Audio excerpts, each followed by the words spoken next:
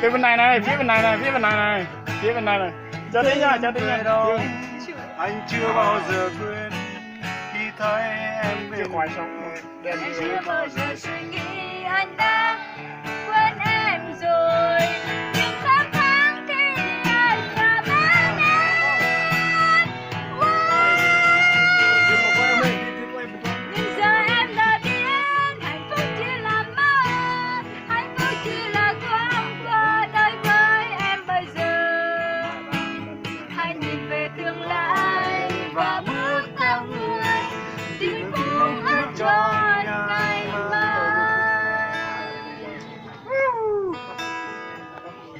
Vỗ tay đâu bạn ơi, vỗ tay.